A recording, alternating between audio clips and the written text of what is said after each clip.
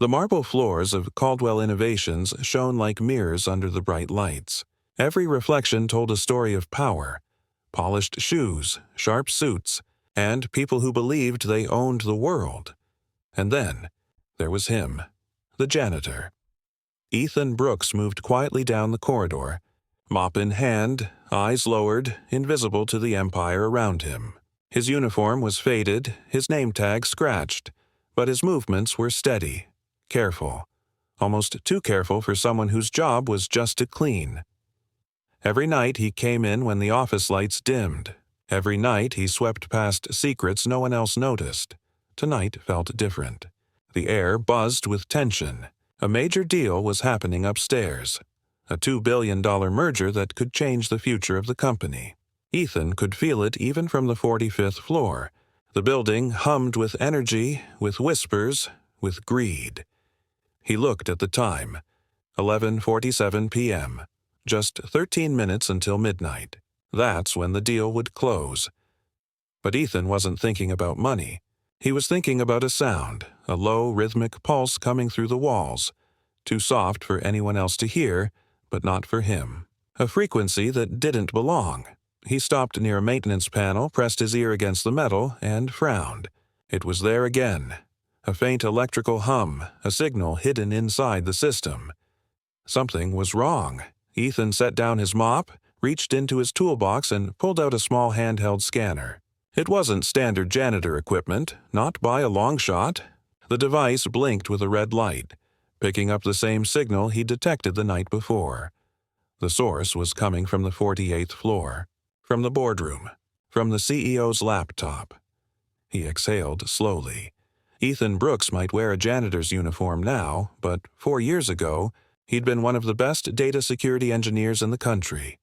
A man who designed systems to stop exactly this kind of breach, until his life was destroyed. He still remembered the day it happened, how his name had been dragged through headlines as a criminal, accused of stealing data he was actually trying to protect. His company had needed a scapegoat, and he was the easiest target. By the time he cleared his name, his career was gone. His wife, Jennifer, had fallen ill shortly after. Without health insurance, he'd sold everything trying to save her. But it wasn't enough. Now there was only him and his 8-year-old daughter.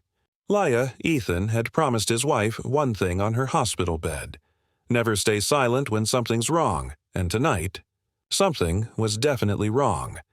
He packed his tools and took the stairs. Elevators had cameras. Stairs didn't. Each floor he climbed, his pulse quickened. By the time he reached the 48th, he could hear muffled voices through the heavy doors of the boardroom. Laughter, toasts, the sound of expensive pens clicking.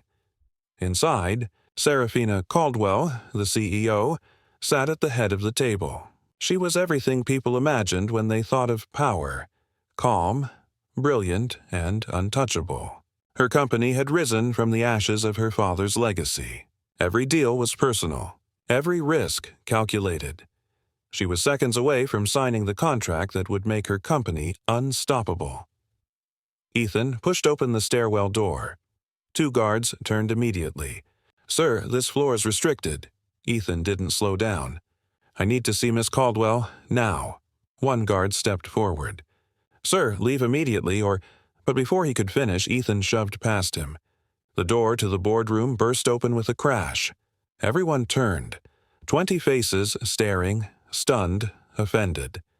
Serafina's hand froze mid-signature. "Who are you?" she demanded. Ethan's chest heaved as he stood there, mop still in one hand, scanner in the other. "If you sign that document," he said, voice shaking, "your company will be wiped out in less than 60 seconds. The room went silent. Then someone laughed. Another whispered, "Is he drunk?" "Guards!" Serafina barked. They moved toward him, but Ethan stepped back, shouting, "There's a transmitter inside your laptop. You've been compromised. Please, don't sign." No one believed him, except maybe for the faint flicker of uncertainty in Serafina's eyes. The guards lunged, and in that split second, Ethan made a choice. He raised his mop and smashed it down on the laptop. The sound was deafening. Plastic and glass shattered across the table. A chorus of gasps filled the air. "Are you insane?" Serafina shouted. But then, as the laptop's shell broke apart, something small rolled free. A silver chip glinting in the light, landing right next to her pen. Everyone froze. One of the tech advisors leaned closer, frowning. "That's not part of the hardware." Serafina picked it up carefully. Her sharp eyes examined the delicate circuits carved across its surface.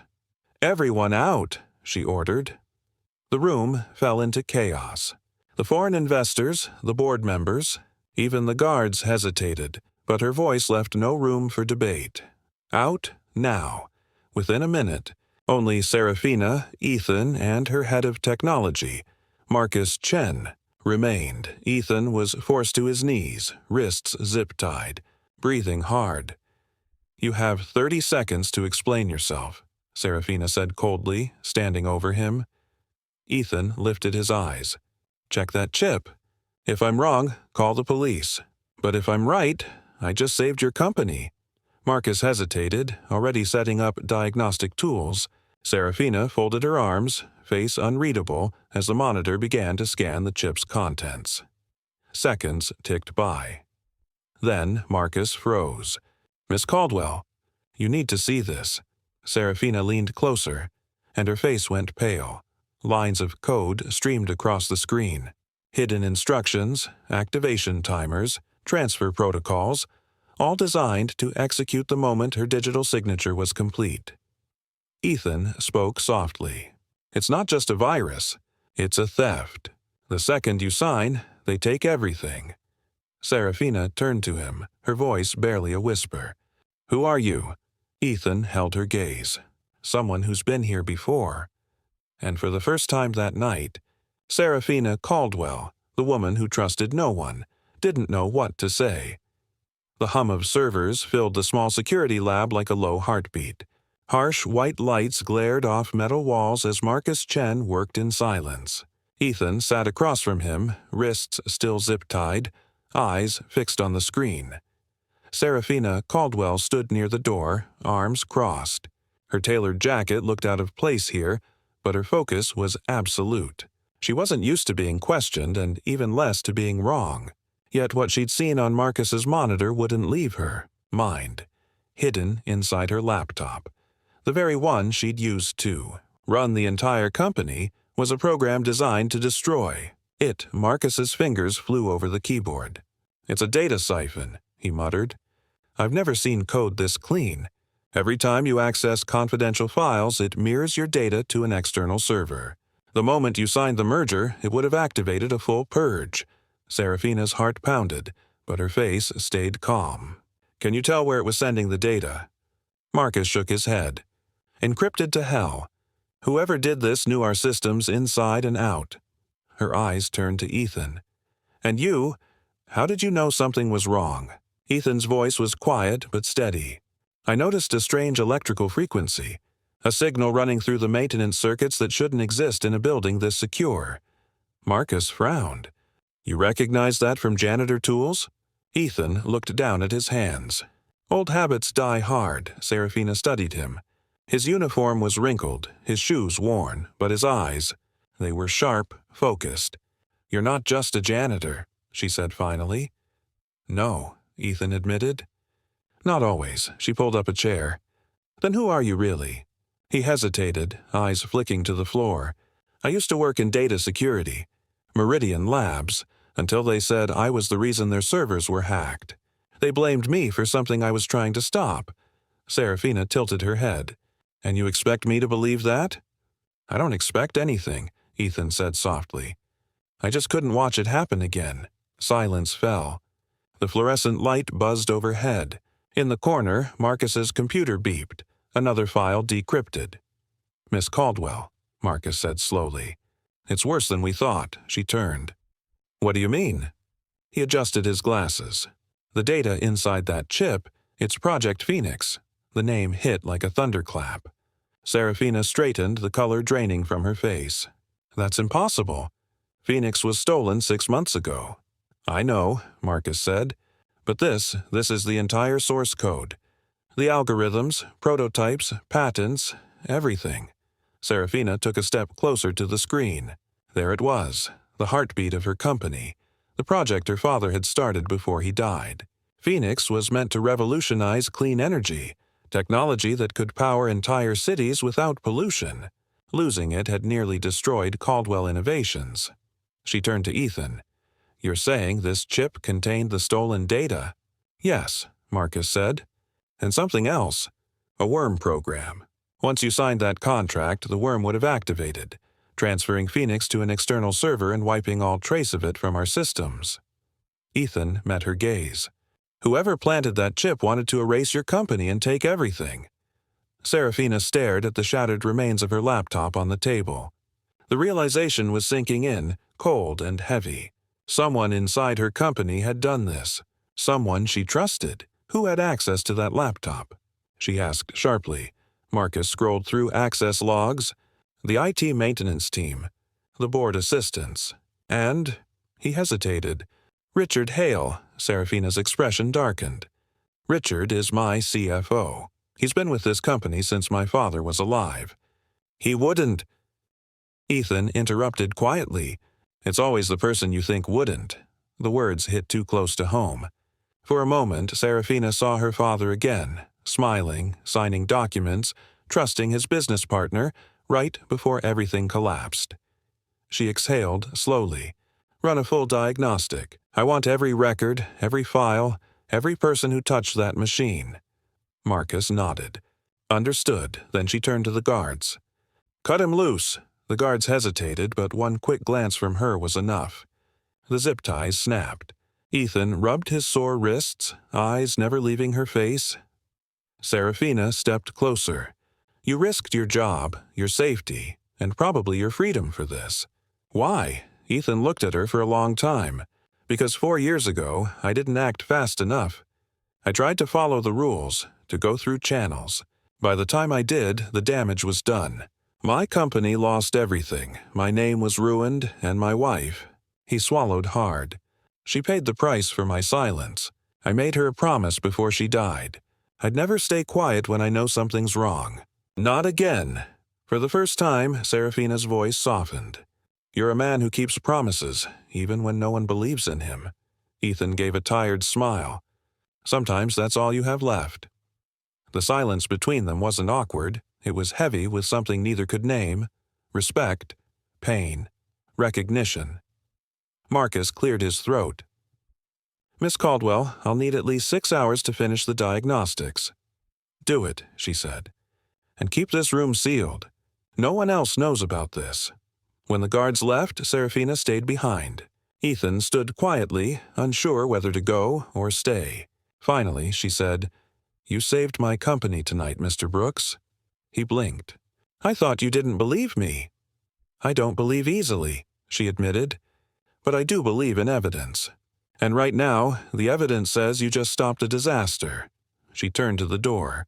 "You'll hear from me in the morning. I want to know everything about that signal. Every detail." Ethan nodded. "You'll have it." When she was gone, he looked down at his hands, still trembling slightly. For the first time in years, he didn't feel invisible. But he also knew something she didn't. This wasn't over. The signal he'd been tracking hadn't stopped. It had changed. Somewhere deep in the building, another transmission had just begun. Morning sunlight spilled across the glass towers of Caldwell Innovations, painting gold reflections on the city below. To everyone else, it was just another busy day in the empire of power. But for Serafina Caldwell, the night's events had changed everything. She hadn't slept. Not after what she'd seen. Not after that janitor, Ethan Brooks, saved her entire company. She sat at her desk, replaying security footage. The moment the mop hit her laptop. The moment the hidden chip rolled free. Every second burned into her mind like a mark she couldn't erase. Her father's voice echoed in memory. "Never trust what shines. Sarah, real gold hides under dust." She turned off the screen. Across the room, Marcus Chen entered with a tablet. His eyes were shadowed with exhaustion. "Diagnostics are done," he said. "You were right. The chip wasn't built by amateurs." Serafina looked up. "Then who?" He hesitated. "The code structure. It's old Caldwell encryption." The kind your father used before he died. She froze. That's impossible. Marcus nodded grimly. Whoever wrote this had access to your father's original design archives. The only people who ever worked on that were you, your father, and his chief data scientist. Serafina frowned. Dr. Ethan Brooks. The room fell silent. Marcus's eyes widened. You're kidding. She shook her head. No, I remember him now. My father trusted him completely. He said Ethan was the only man who understood the soul of his code. Marcus scrolled through his tablet. But that can't be the same person. The janitor's record says he's a maintenance worker, no higher education, no engineering history. Then it's a fake record, Serafina said flatly. Someone buried his past. Later that afternoon, she took the elevator to the sublevels, the part of the building no executive ever visited. Dim lights, smell of cleaning chemicals, the quiet rhythm of footsteps on linoleum floors. She found Ethan in the maintenance bay, replacing a broken fuse box. His sleeves were rolled up, exposing the edge of a tattoo just above his wrist. Faint lines of numbers and geometric symbols. She'd noticed it before, but now she couldn't look away. Morning, he said without turning.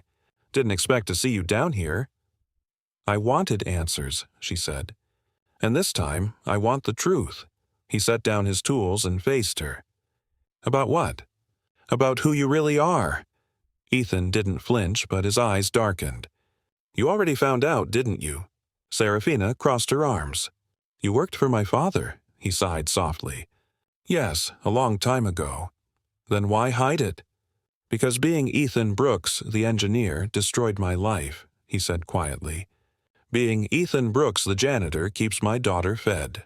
Serafina stepped closer. My father trusted you. He said your algorithms could change the world. They were supposed to, Ethan said, until people got greedy. He reached into his pocket and pulled out a small, worn photograph. A man in a lab coat smiling beside an older gentleman with kind eyes. Her father, Dr. Nathan Caldwell. I built the first version of Project Phoenix, Ethan said. But your father and I discovered something. Someone was trying to weaponize it. The energy core could be converted into military-grade tech. He wanted to protect it. I tried to stop the leak. But before I could, the data was stolen, and I was blamed. Serafina felt her throat tighten. My father died a few months later. A car crash. Ethan nodded slowly. I know, and I never believed it was an accident. She stared at him, stunned. What are you saying? I'm saying the same people who stole Project Phoenix might have killed your father. And now they're coming for you. Silence. Only the faint buzz of the lights filled the air. Serafina turned away, pacing. You're accusing my CFO, my board, maybe my entire company. That's a heavy claim from a man who scrubs the floors. Ethan gave a sad smile. Sometimes the ones closest to the floor see the dirt no one else wants to. Her eyes flicked again to his tattoo. That mark on your arm, what is it? He hesitated, then slowly rolled up his sleeve. The full tattoo was intricate. A series of numbers, letters, and lines forming a code sequence that looked more like a blueprint than body art. It's a fail-safe, he said. A key to unlock a backup your father created. The only untouched version of Project Phoenix. Serafina stared. You mean my father's original project still exists? Yes, Ethan said. But it's hidden inside a ghost server. Locked with biometric encryption, his DNA and mine. Her breath caught. Then you and I are the only ones who can access it. Ethan nodded. And that's why someone wants us gone. The room suddenly dimmed. The overhead lights flickered twice, then died. A soft alarm beeped in the background. Ethan's expression hardened. They're here, Serafina's heart jumped. Who? Someone just breached the sublevel network, he said quickly, moving to the fuse box. They've triggered a building-wide scan. How do you know that? Because it's the same signature as last night's signal. He pulled open a maintenance panel and handed her a flashlight. Stay close. They moved through the narrow tunnels behind the maintenance rooms, following the faint red glow of emergency lights. Above them, the hum of the building felt wrong. Too loud, too alive. Serafina whispered, You knew this was coming." "I hoped I was wrong," he muttered. "But whoever planted that chip realized we stopped it. Now they're cleaning up loose ends."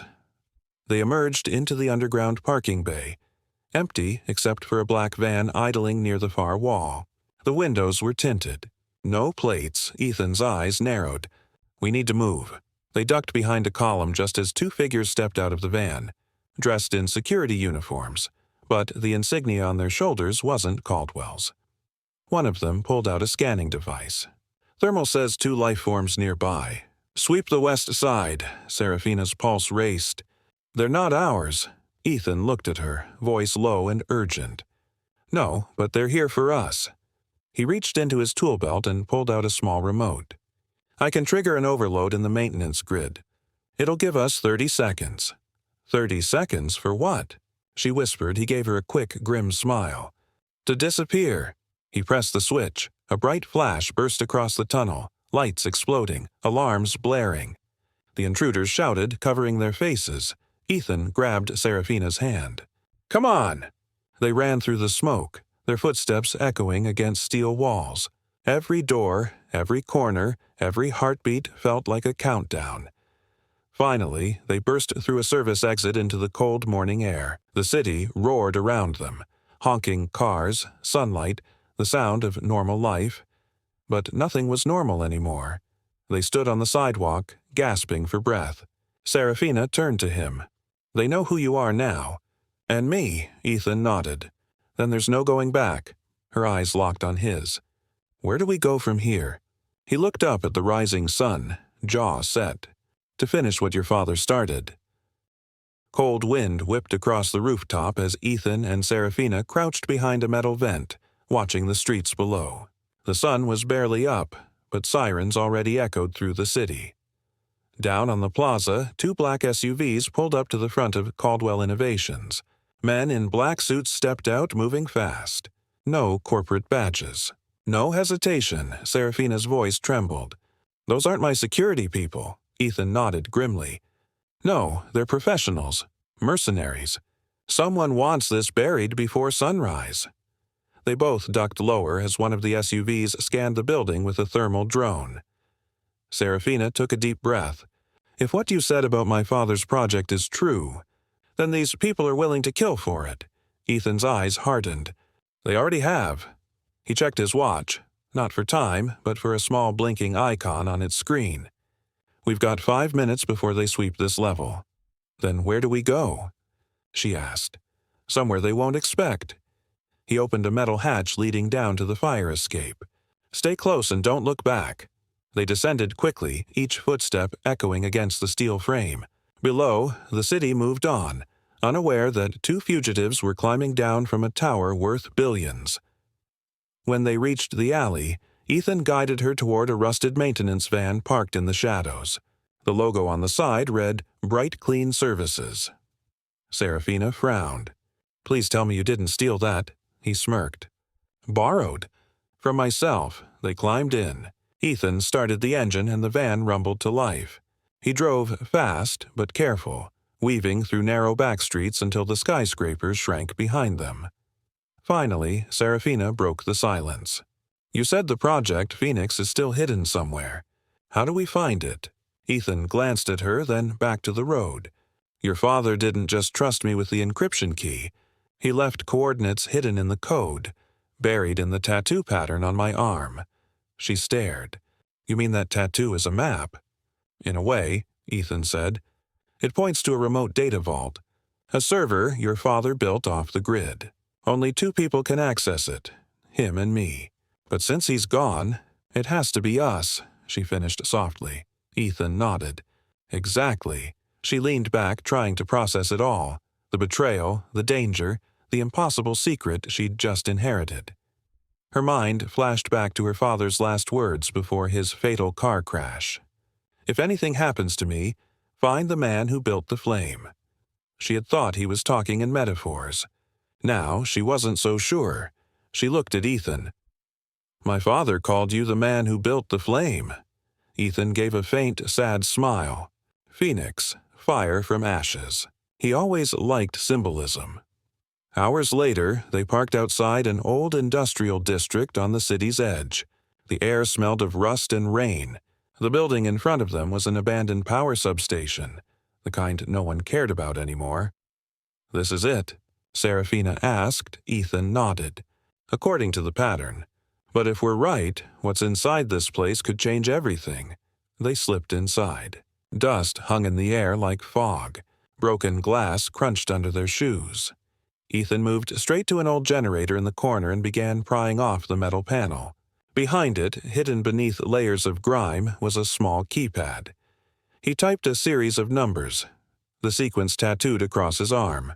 The keypad beeped, and a section of the wall slid open, revealing an elevator shaft descending deep below ground. Serafina stared in disbelief. "My father built this under a power plant?" "He built it under people's noses," Ethan said. "That's what kept it safe."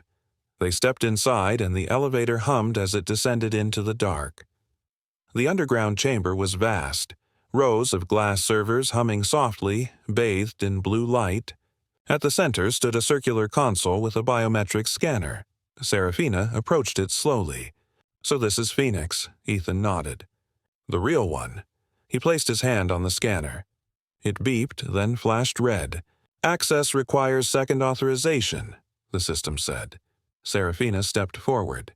"My father's DNA." Ethan looked at her. "You're his blood. It should work." She hesitated, then pressed her hand to the pad. The light flickered, then turned green. "Access granted," the voice said.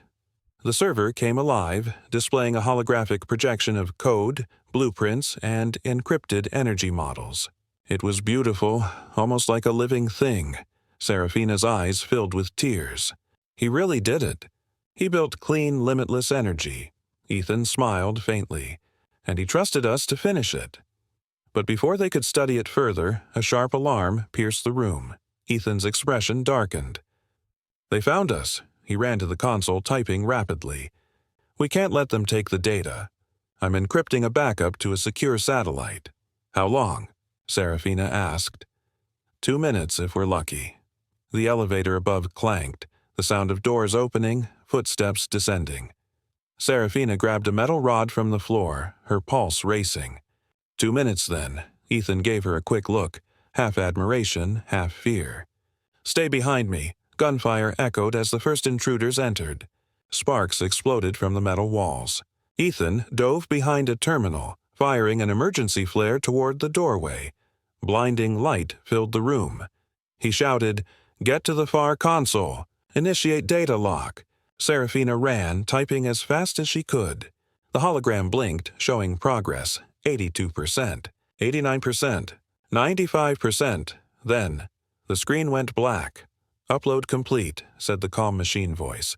Ethan exhaled in relief. "Got it," but the victory lasted seconds. One of the mercenaries grabbed Serafina from behind, pulling her backward. "Don't move," he barked. Ethan froze, lowering the flare gun. The man pressed a pistol to her temple. "Give us the access code." Ethan's jaw clenched. "You won't make it out of here alive," the mercenary smirked. "Neither will you." Then from behind a single shot echoed. The man dropped. Serafina turned. Marcus Chen stood in the doorway holding a smoking pistol. "Marcus!" she gasped. He lowered the gun. "I tracked your phone. You two are terrible at staying hidden." Ethan blinked. "You just saved our lives." Marcus gave a tired half smile. "Don't thank me yet. We have to move. The rest are coming." They escaped through a maintenance tunnel leading to the city's storm drains. By the time they emerged, dawn had turned into afternoon. Serafina looked back at the city skyline, the tower that once represented safety now feeling like a cage. She turned to Ethan. "We have the data. But what now?" Ethan looked ahead, determination in his eyes. "Now we find out who ordered this. And we burn them from the inside." Serafina nodded slowly. "Then we finish what my father started." Ethan looked at her with a mix of pride and sorrow. "Your father believed Phoenix could save humanity. And now," she said softly, "it might have to save us first." Rain hammered against the windows of an old safe house on the outskirts of the city. The flicker of a dying neon sign outside cast shifting light across cracked walls. Ethan sat at a dusty wooden table, typing furiously on a laptop salvaged from their escape. Streams of code flashed across the screen. Encryption layers, server logs, ghost networks. Across the room, Serafina paced, her nerves on edge. Every few minutes, she glanced at the door, half expecting it to burst open again. Marcus stood near the window, his silhouette sharp against the pale light. His pistol rested on the table beside him, not threatening but visible. "We can't stay here," Serafina said finally. "If those men worked for Richard, they'll sweep the whole city by nightfall." Ethan didn't look up. They weren't just Richard's men. Someone much higher is pulling the strings. "Look at this." He turned the laptop toward her. On the screen were bank transfers, encrypted routes linking Caldwell Innovations to offshore accounts. Serafina frowned. "Those look like company reserves." "They were," Ethan said, "until someone rerouted them. Look, the trail leads to a holding company in Zurich. And guess who authorized it?" He tapped a key. Richard Hale's name appeared on the screen, attached to a timestamp dated 3 months ago. Serafina clenched her fists. "So he's been setting me up for months," Ethan nodded. "And the merger wasn't just a deal. It was a trap. The partner company is owned by a shell corporation Richard controls." Marcus stepped forward. "Meaning, once the merger went through, everything, the tech, the patents, even your father's name, would belong to him." Serafina's eyes darkened. "And I would have signed it away myself." She turned to the window, her reflection merging with the rain outside. "My father trusted Richard like a brother, and now I finally understand why it killed him when that trust was broken." Ethan stood, his voice gentle. "We'll expose him. But first, we need to get Phoenix's satellite data back online. The backup was uploaded in fragments. Without the rest, it's useless." Marcus moved closer, studying the code. "Can I help?" Ethan hesitated. "You said you worked in systems architecture, right?" Marcus nodded. 15 years. "Then yeah," Ethan said finally. "You can help." Hours passed. The three of them worked in near silence, the soft hum of the laptop and the patter of rain the only sounds. But something in Marcus's behavior was off. His movements were too precise, too practiced. Every time Ethan turned his back, Marcus's eyes flicked toward the drive where the Phoenix data was stored. Ethan noticed. He said nothing. But his instincts, the same ones that once kept governments safe, began to whisper. At midnight, Serafina dozed on the couch, exhaustion written across her face. Ethan stretched, pretending to check the locks. Instead, he quietly slipped behind Marcus, watching the reflection of his screen in the darkened window. A single line of code blinked across Marcus's terminal. Transfer, Phoenix Core UXE. Secure node. Ray Delta Ethan's blood ran cold. RHA, Richard Hale Associates. He moved fast.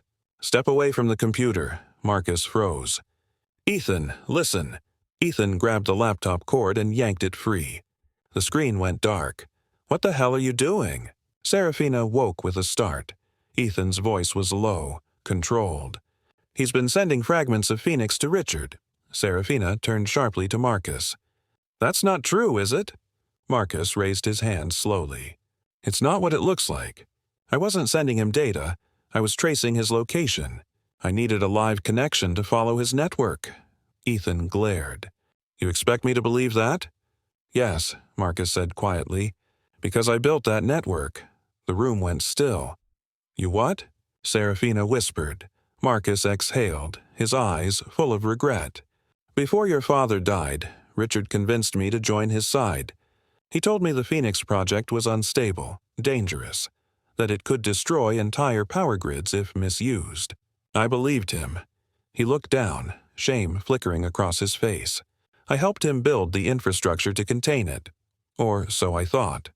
Then I realized what he really wanted, to weaponize Phoenix, sell it to the highest bidder." Serafina's voice trembled. "And you didn't stop him?" "I tried. But by then he had everything. My files, my family's address, my freedom. He owned me." Ethan stepped closer. "So you helped him anyway?" Marcus met his gaze. Until tonight. I tracked his communications for months. I knew the day he'd make his move. That's why I came back, to make it right. Silence filled the room. The rain outside turned to a soft drizzle, like the city itself was holding its breath. Serafina's eyes glistened. If what you're saying is true, then we still have a chance. Marcus nodded. Richard is in the city. He's meeting with the buyers tomorrow, 8 a.m. at the Meridian Tower. Ethan frowned. That's the same building where Phoenix was first stolen from. Exactly, Marcus said. He's bringing everything full circle. But if we can intercept that meeting, with proof, we can end this. Serafina took a deep breath. Then we go there. We end it together. Ethan hesitated. We'll need more than courage. He's got protection, power, and a narrative that paints me as the villain. Serafina stepped closer, her eyes fierce. Then we'll change the story. The following dawn, the city skyline burned orange with early light. Ethan stood in front of a cracked mirror, rolling up his sleeve. The tattoo, the same one that had started all this, glowed faintly in the reflection. He traced it with his fingers, remembering his wife's voice, his daughter's laughter, the promises he'd failed to keep. Serafina appeared behind him, her reflection overlapping his. You okay? He nodded. I just realized something. What's that? That sometimes the only way to clean the world, he said softly, is to start with the dirt. She smiled faintly, spoken like a true janitor. He smiled back, but his eyes were heavy with unspoken worry. Marcus entered, loading a fresh magazine into his pistol. We've got one shot at this. Ethan looked at them both. Then let's make it count. Morning light bled through the clouds as the city woke to another ordinary day. But for Ethan, Serafina, and Marcus, this morning would decide everything. They stood in the shadows of Meridian Tower, a glass and steel fortress scraping the sky. This was where Richard Hale planned to finalize his betrayal, to sell the Phoenix project to a foreign conglomerate and disappear with billions. Ethan adjusted his earpiece. Everyone in position? Marcus's voice crackled over the line. Security rotation complete. We've got a 5-minute window before the next patrol. Serafina took a deep breath. Then let's move. They entered through a service corridor at the kind of passage only janitors used. Fitting, Ethan thought. The same corridors where he'd once been invisible were now his greatest advantage. Every step echoed with purpose. As they reached the elevator bay, Serafina swiped an old access card her father once used. The light flashed green. Still works, she whispered. The elevator hummed upward, the floor numbers glowing one by one. 27, 45, 60. Finally, the doors opened onto the executive level. Sleek marble floors, mirrored walls, and a panoramic view of the city. And at the far end of the room, standing beside a long glass table, was Richard Hale. Flanked by 2 guards, he looked calm. Too calm. His silver hair was combed perfectly, his suit pressed without a wrinkle. His voice, when he spoke, was smooth and sharp. Well, he said softly, the janitor returns. Ethan didn't flinch. This ends today, Richard. Richard smiled faintly. You sound just like your father. Serafina's eyes widened. What did you say? Richard turned toward her. Oh, you didn't know. Ethan's father and your father worked together. Long before you were born. They were the real founders of Phoenix. The room fell silent. Ethan froze. That's not possible. Oh, but it is, Richard said. Your father was a brilliant scientist and then a fool. When he realized what Phoenix could do, he tried to destroy it. I stopped him. I saved the project. And when he refused to hand it over, his voice hardened. I made sure he never interfered again, Serafina gasped. You killed him. Richard didn't deny it. Ethan's hands curled into fists. You murdered my father, and then you turned me into your pawn. Richard's eyes glimmered. I turned you into what you were meant to be, a weapon, a ghost in the system, and you played your role perfectly. Cleaning up after me, deleting records, hiding evidence, protecting secrets you never understood. Ethan took a step forward. Not anymore, really. Richard gestured toward the city below. You think the world cares about truth? They only believe what they're told. And right now, every camera in this building is recording you. The disgraced janitor, the rogue employee who broke in to sabotage the company. Serafina raised her chin. Then let's give them something worth watching. She pressed a small device on her wrist. The Phoenix Drive's final backup, now fully decrypted. Screens around the room flickered to life, displaying hidden emails, transfers, and footage. Every crime Richard had ever committed. Within seconds, his empire began to crumble in real time. Stock tickers plummeted, servers overloaded, security feeds broadcast the truth to every major network. Richard spun toward Ethan, his calm mask cracking. "What have you done?" Ethan's voice was low. Cleaned up the mess, Richard lunged for a pistol hidden in his desk. But before he could fire, Marcus stepped from behind a column, weapon drawn. "Drop it, Richard." The CEO turned, fury in his eyes. "You too, Marcus. I gave you everything." Marcus shook his head. "You took everything." They stood frozen, tension coiling like a live wire. Then, in one desperate motion, Richard fired. The shot echoed through the glass chamber. Marcus staggered back, clutching his side, blood spreading across his shirt. "Marcus!" Serafina screamed. Ethan dove forward, tackling Richard to the ground. The gun skidded across the floor. They fought, fists, elbows, rage. Years of lies and betrayal boiled over in seconds. Richard snarled, grabbing a shard of broken glass. "You think you can destroy me? I built this world." Ethan slammed his arm aside and pinned him down. "Then it's time to rebuild it." He punched once, hard, and the fight was over. Richard lay still, breathing raggedly, staring up at the man he once called disposable. "Who are you?" He whispered weakly. Ethan leaned close. "The janitor." Minutes later, sirens wailed in the distance. News helicopters circled above as police stormed the tower. Serafina knelt beside Marcus, holding pressure on his wound. "Stay with me," she begged. He smiled faintly. "Guess I finally made things right." Ethan placed a hand on his shoulder. "You did." As paramedics rushed in, Richard was led away in handcuffs, his empire collapsing behind him. Reporters shouted his name, cameras flashing, but the man who once ruled everything now looked small, fragile, broken. Outside, the city was alive with whispers. The janitor who brought down a billionaire, the woman who exposed corruption, the truth that refused to die. Ethan stood on the tower steps, watching the sunrise break through the haze. Serafina joined him. "It's over," she said softly. He nodded. "For him, maybe. But for us, it's just the beginning," she smiled. "You still have that tattoo?" He looked at his arm, the faint mark still glowing in the morning light. "It used to remind me of pain," he said quietly. "Now it reminds me of purpose." She looked at him with quiet respect. "So what now, Ethan?" He looked out over the city. "Now," he said, "we build something honest, something worth protecting." That night, as news of Richard's arrest spread across the globe, Ethan visited a quiet graveyard outside town. He knelt by two simple headstones, one for his wife, one for his father. "I kept my promise," he whispered. "They know who I am now." The wind rustled through the trees, soft and peaceful.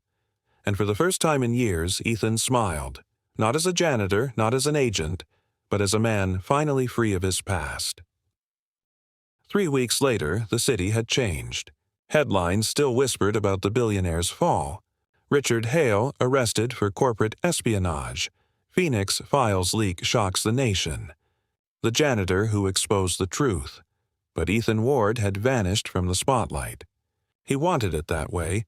He now worked quietly in a small community center on the city's edge, mopping floors, fixing old machines, and teaching kids how to code. He didn't need the fame. He only wanted peace. One evening, as the sun sank low and golden light filled the hallways, Ethan closed his mop bucket and looked around the quiet room. A soft voice behind him said, "You still can't stay away from floors, can you?" He turned. Serafina stood at the doorway, smiling. She was dressed simply now. No suits, no bodyguards, just a woman free from her father's shadow. Ethan smiled faintly. Guess old habits die hard. She stepped closer, holding a folder in her hand. I thought you'd want to see this. Inside were blueprints, familiar lines, glowing circuits, schematics labeled Phoenix. He frowned. I thought we shut it down. We did, she said softly. But after the investigation, the government classified it as a public technology. They're rebuilding it. Open source, transparent. Phoenix will power hospitals, schools, and renewable systems. Your father's work is finally being used for good. Ethan looked at the papers for a long time. He'd have liked that. He'd have been proud of you, she said. He smiled, the kind of smile that carried both pain and peace. Maybe. I didn't save the world, Serafina. I just cleaned it a little, she laughed quietly. That's what makes you different. For a moment, silence settled. Soft, calm, alive. The chaos was gone. But something in Ethan's eyes said he still carried one final purpose. Later that night, Ethan walked along the old river bridge where it had all started. The city lights shimmered on the water below, and the wind carried the faint hum of traffic. He reached into his pocket and took out a small flash drive. The original Phoenix core, the one no one knew still existed. He turned it over between his fingers, the engraved initials catching the moonlight. E.W. and S.H. Serafina's father's initials. His father's, too. He whispered into the wind, You both built something beautiful. It just fell into the wrong hands. Then, without hesitation, he threw the drive into the river. It splashed once, then disappeared into the dark, gone forever. Ethan exhaled deeply, as if years of ghosts had finally lifted from his shoulders. The next morning, he returned to the community center. A group of kids ran up to him, waving. Mr. Ethan, you promised you'd show us how to make a robot. He smiled. All right. Let's see what you've built so far. They surrounded him with wires, motors, and endless questions. He guided them patiently, laughing softly when their little robot spun in circles. Serafina watched from the doorway. For the first time, she saw not a man haunted by the past, but a teacher, a father figure, a quiet hero. She whispered to herself, the Phoenix didn't just rise. It became human. That night, as the kids left, one small boy lingered behind. Sir, he said shyly, can I ask something? Of course, Ethan replied, kneeling to the boy's level. The boy pointed at Ethan's wrist. What's that tattoo mean? Ethan looked at it. The same tattoo that had once revealed his secret, the mark that changed his life. He smiled. It means we always have a choice.